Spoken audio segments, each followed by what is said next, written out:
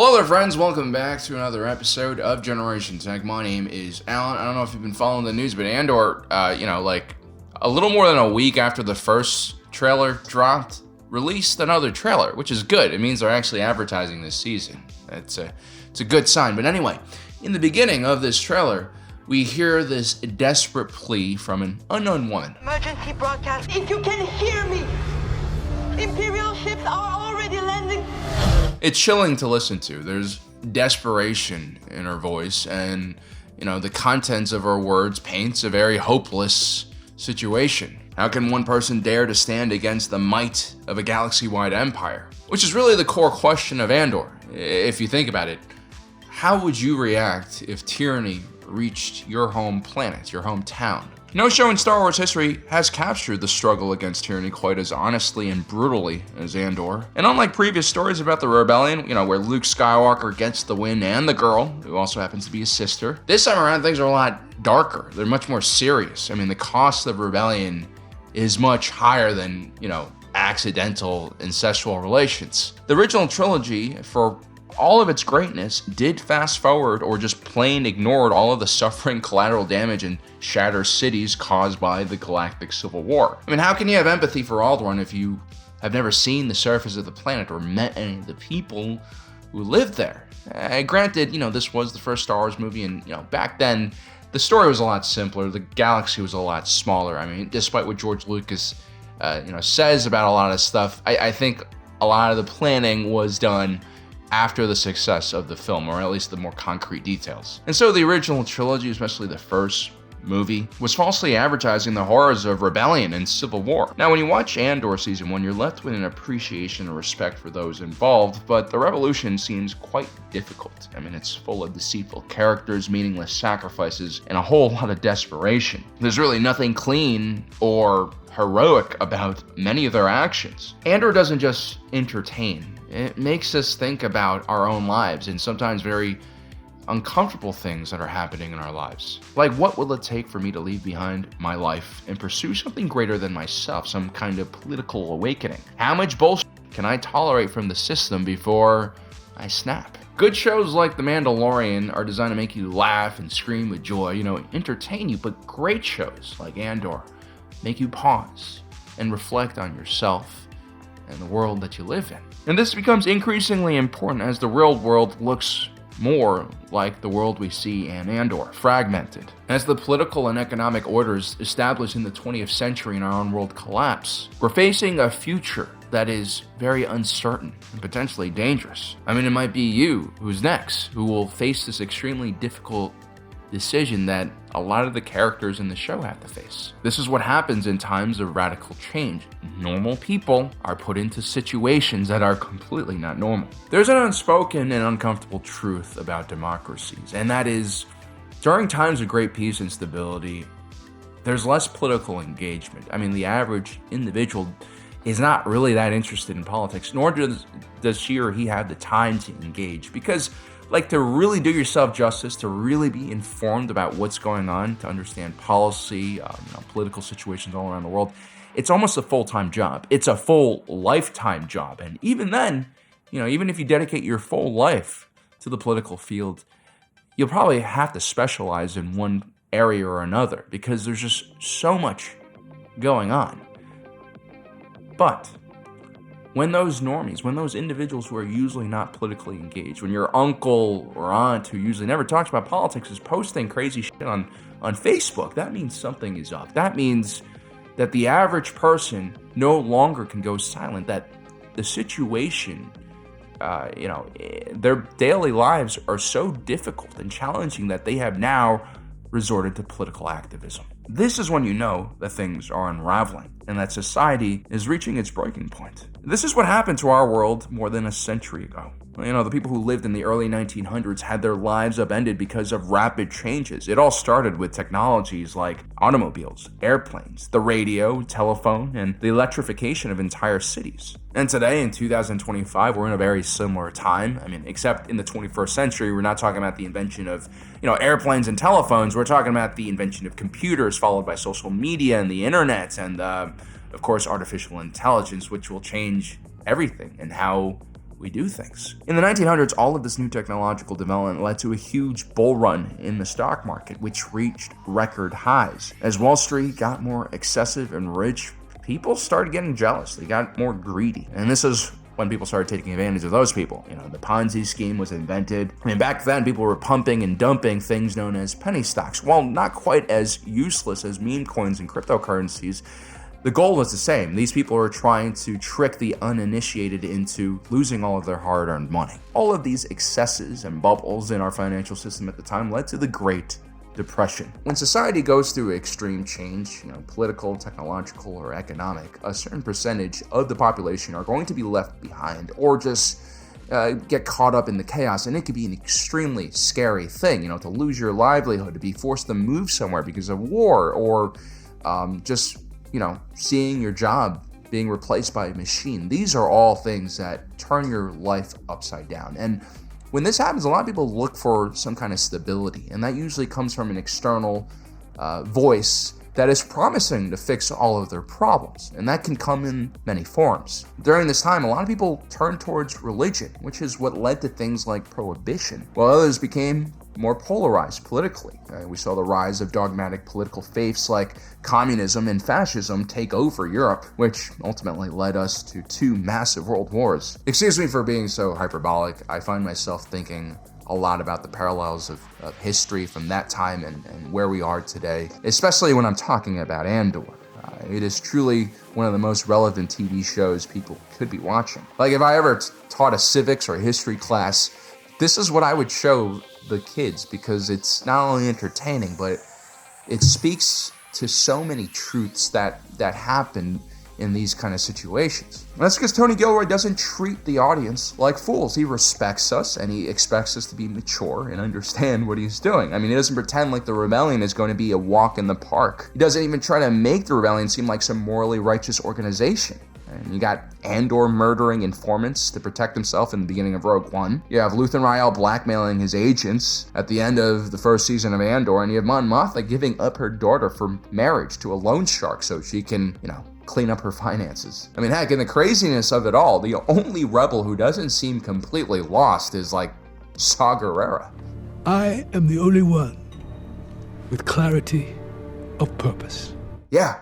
He's fucking crazy, and you kind of have to be crazy to rebel against something as powerful as the Empire, or, whatever dragon you're trying to take down in your own timeline. That, or you have to be so downtrodden and trampled on like Andor that you have no choice but to rebel for your own freedom and sanity. Excuse me for being so cynical for rebellions, right? I do admire people who stand behind their political convictions, but I also feel like the other part of rebellions is not really talked about enough, the terrible loss, the sacrifices that these people actually make, and ultimately how pointless a lot of these things can be. In my experience, the first wave of any rebellion is just full of desperados.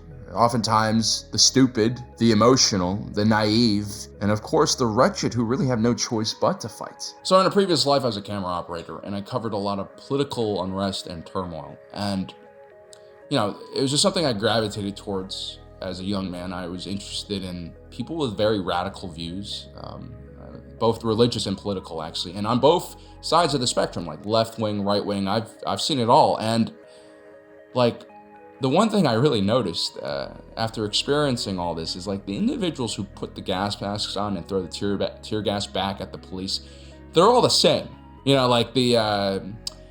The Black Lives Matter protester and the MAGA protester, the guys in the front that are f***ing with the police, I'm telling you, they're actually the same people. A lot of times these people are not politically very complicated. They're not talking about policy. A lot of times they're emotionally driven or driven by some kind of desire to fulfill some kind of internal emptiness. I find that a lot when I'm meeting these people. And I'm not trying to hate on these guys. I have a lot of respect for people who are willing to drop their life for drop everything in their life for some kind of greater cause and political movement. It's something that I have never really been courageous enough to do.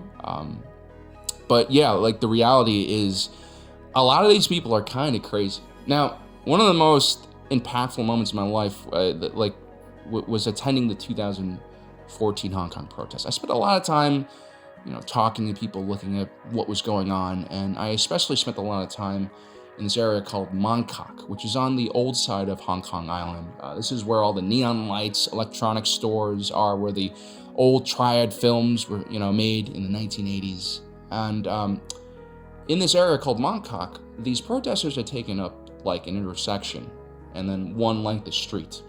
And every night they would just beat the police back because the police would try to dismantle their barricade. And they did this for like a few months, I want to say. And the people who were fighting on the front lines, I mean, they were good kids, but I can see how if I had been more supportive of the Communist Party of China, which I'm not, I could also view them as hooligans, because realistically, I mean, these guys were underemployed.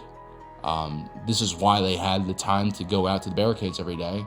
A lot of them were just completely unserious, I guess, about the consequences of their actions. These were mostly single young men without wives and kids. I remember what it was like to be, single back then. And yeah, you tend to not really think about the consequences. And so even though I definitely supported this Hong Kong protest movement, the closer I got to these people, the more uncomfortable I became, especially with these frontline protesters on Mongkok, because I realized they were kind of expendable. So here's a picture of one of the guys who we would see almost every night. I don't remember his name or anything, but he always had this a wearable LED thing on his head. And I remember about a week or two after taking that photo, he was on the cover of the New York Times, surrounded by like 10 cops being choked out as the barricades he was defending had been overrun. I couldn't find that picture specifically, but here's another angle of him afterwards. This is from the Voice of America. That guy was arrested and he went to prison, and he most likely was placed on a watch list of some sort.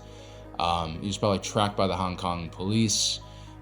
Things have only gotten worse since the 2014 protests. There was another series of even more violent protests, and now Hong Kong is pretty much locked down, right? It's actually nothing like what it used to be.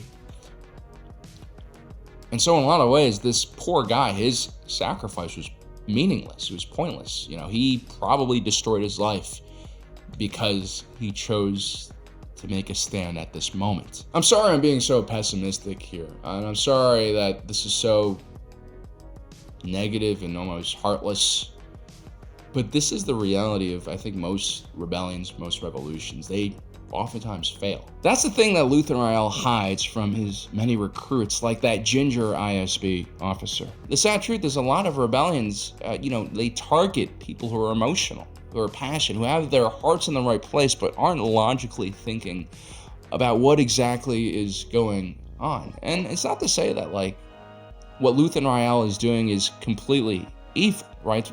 You need Luthen Rael, you need monsters like him to combat something as horrible as the Empire, but this is something that I think is not spoken about enough. There is so much nuance that needs to be discussed when we're talking about overthrowing governments and starting revolutions. Hollywood typically makes these acts seem very heroic and easy to do, but I can assure you that is far from the case. Now, there is another type of rebel, and these are quite rare and far more dangerous to the establishment that is being targeted. I'm talking about the individual who has everything to lose, who understands what's at stake and still decides to make that leap into the rebellion. And oftentimes these are people within the political system or military hierarchy who actually have resources and political power and the ability to do real damage. And this is where we go back to that transmission we heard in the beginning of the recent trailer. You see, I believe that woman calling for help desperately is actually from the planet known as Ghorman. Ghorman was a colonies planet located on the Rima trade route, and in legends and now in canon, they're one of the trigger points for one of the most important members of the rebellion, Mon Mothma. See, in 5 BBY, the Ghorman Front is established. This is a peaceful anti-imperial protest movement, which, as all of you guys know, is a bad idea. If you are going to protest against the Empire, it's better to have weapons and not let them know you're protesting them. And by 2 BBY, 3 years after the establishment of the Ghorman Front, there's a massacre on Ghorman. In Legends, Wilhelm Tarkin arrives on the planet in a warship and finds his landing pad blocked by said protesters, and he literally lands on them, killing many. In canon, a similar event happens, and I'm pretty sure just Imperial forces opened fire on protesters, killing a lot of people. Now that I think about it, all those scenes in Andor Season 2 with a large group of protesters might actually be scenes from the Ghorman Massacre. And hundreds, if not thousands, of people die during this massacre. And immediately after, Mon Mothma gives a famous speech denouncing the Empire and Palpatine directly, which of course leads to a warrant for her arrest. Mon Mothma flees the Empire and is closely chased by the Imperial fleet and their latest starfighter, the TIE Defender. It's only thanks to the sacrifices made by her escort in Phoenix Cell that Mon Mothma makes it to safety. Afterwards, she officially starts the alliance to restore the Republic by sending out an open invitation to all of the various factions that are fighting against the Empire, and establishes the main rebel base on Yavin 4, setting up the events of Rogue One and the first Star Wars movie. This is a defining point in Rebel history, not just because this was the first successful attempt to merge multiple insurgencies under one flag, but because of who Mon Mothma was. She was really the last holdout senator from the Republic era, a relic from the past. She was actually just a young senator when she joined Palpatine's inner circle, the Loyalist Committee, in the years leading up to the Clone Wars. As the galaxy descended into chaos, Mon Mothma maintained a pretty consistent platform of pacifism. While everyone else was focused on escalating the war, she was all about ending the conflict. In the last years of the Republic, she would become a member of the delegation of 2000, a last-ditch attempt by the Senate to block Palpatine's power. She and Bail Organa would be arrested for being a part of this movement, and she would actually have to pledge loyalty to the Empire in order to escape punishment. It's probably the only time that Mon Mothma ever falters in her entire political career.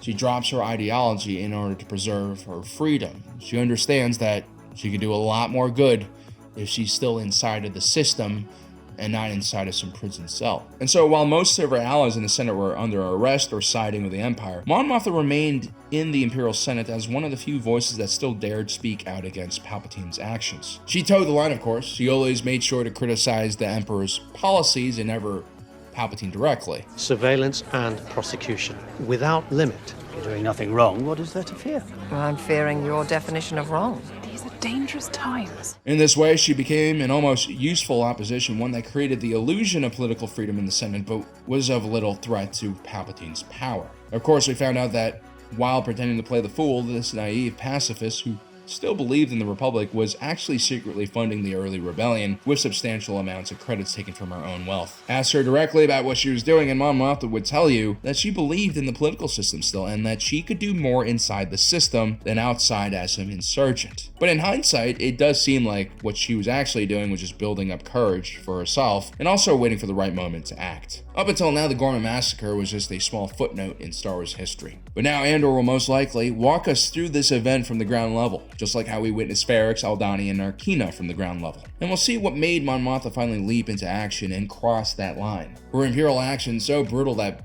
people were finally ready to wake up?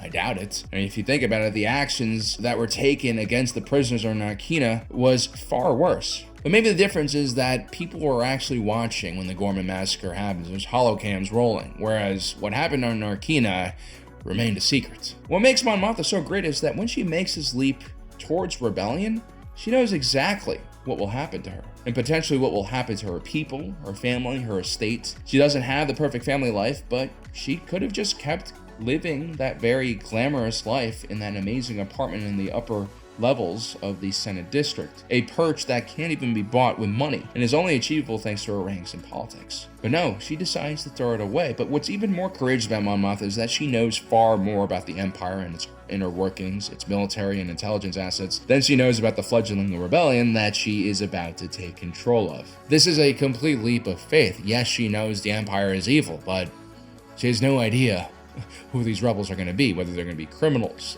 political outcasts, or just crazy people. And so even if this was a moment she had been preparing for quite some time, it's still a terrifying prospect to put your lives in the hands of complete strangers. But when individuals like Mon Mothma defect, they bring with them invaluable insight and inspiration. Her pacifist ideology is what helped the rebellion escape numerous unwinnable battles. It's what prevented them from wasting resources on just kinetic targets, like what the partisans were doing for most of the early Civil War. It's because of Mon Mothma's patience that the rebels were able to save their fleet for the right moment in history, the Battle of Scarif, and her continued insistence that the Empire could not be defeated in conventional battles and that the rebellion needed to focus on hearts and minds of the average citizens is the strategy that ultimately helped them succeed. Victory for the rebellion was never guaranteed, and I think there were very few pathways forward for an actual victory to occur. Mon Mothma was probably the ideal person to lead the rebellion. Had anyone else been in her position, they probably would have reacted very differently to the Empire, probably been pulled into a trap or a feint, which would have ended disastrously. Mon Mothma's leadership of the New Republic is something that could be criticized, but yeah, at the time, she was perfect. And what I love about Andor Season 1 is I already saw in the comments from back then that a lot of people are warming up to Mon Mothma. I think a lot of this has to do with Genevieve O'Reilly's portrayal of the character. She's amazing. But yeah, I mean, this is one of the most underrated characters, one of the most politically important figures for the entire period of time, from the Clone Wars all the way to the Galactic Civil War and beyond. And finally, we're starting to see her story get unraveled, and I'm pretty excited. Well, guys, I hope you enjoyed today's video. Don't forget to subscribe and hit that notification button down below so you don't miss out on the rest of our awesome content. As usual, my name is Alan, reminding you that my allegiance is to the Republic, to democracy. I'll see you next time.